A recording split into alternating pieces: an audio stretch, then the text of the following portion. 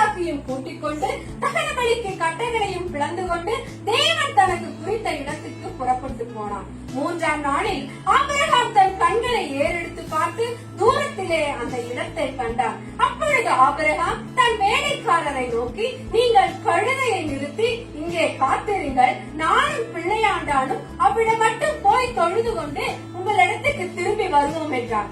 Abraham தகன பலிக்கு கட்டைகளை எடுத்து தன் குமாரனாகிய ஈசாக்கின் மேல் வைத்து தன் கையிலே நெருப்பையும் கத்தியும் எடுத்துக் கொண்டான். இருவரும் கூடி போனார்கள். அப்பொழுது ஈசாக்கு தன் தகப்பனாகிய ஆபிரகாமை நோக்கி, என் தகப்பனே என்றான். அதற்கு அவன், என் மகனே, இதோ இருக்கிறேன் என்றான். அப்பொழுது அவன், இதோ நெருப்பும் கட்டையும் இருக்கிறது, தகன பலிக்கு ஆட்டுக்குட்டி எங்கே என்றான். அதற்கு ஆபிரகாம், என் மகனே, தேவன் தமக்கு தகன பலிக்கான ஆட்டுக்குட்டியை பார்த்துக் கொள்வார் என்றார்.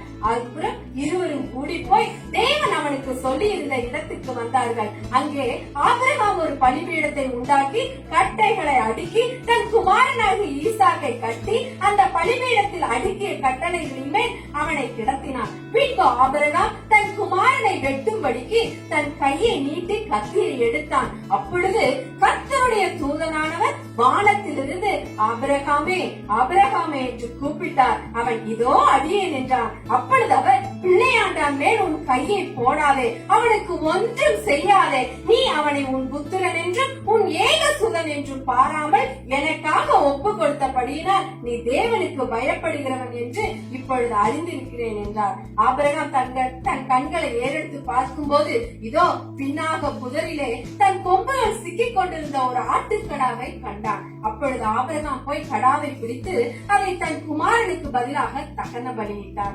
ஆபிரகாம் அந்த இடத்துக்கு யெகோவாயிரே என்று பெயரிட்டான். அதனாலே கர்த்தருடைய பர்வதத்திலே பார்த்துக் கொள்ளப்படும் என்று இந்நாள் வரைக்கும் சொல்லப்பட்டு வருகிறது. கர்த்தருடைய தூதனானவர் 2ஆம் தரம் வானத்திலிருந்து ஆபிரகாமை கூப்பிட்டு, நீ உன் புத்திரன் என்றும் உன் ஏகசுதன் என்றும் பாராமல் அவனை ஒப்பு கொடுத்து இந்த காரியத்தை செய்தபடியால் நான் உன்னை ஆசீர்வதிக்கவே ஆசீர்வதித்து உன் சந்ததியை வானத்து நட்சத்திரங்களைப் போலவும் கடற்கரை மணலைப் போலவும் பெருகவே பெருக பண்ணுவேன் என்றும் உன் சந்ததியார் தங்கள் சத்துருக்களின் வாசல்களை சுதந்திரித்துக் கொள்வார்கள் என்றும் நீ என் சொல்லுக்கு கீழ்ப்படிந்தபடியினால் உன் சந்ததிக்குள் பூமியில் உள்ள சகல ஜாதிகளும் ஆசீர்வதிக்கப்படும் என்றும் என் பேர் ஆணையிட்டேன் என்று கர்த்தர் சொல்லுகிறார் என்றார். ஆமென். அல்லேலூயா.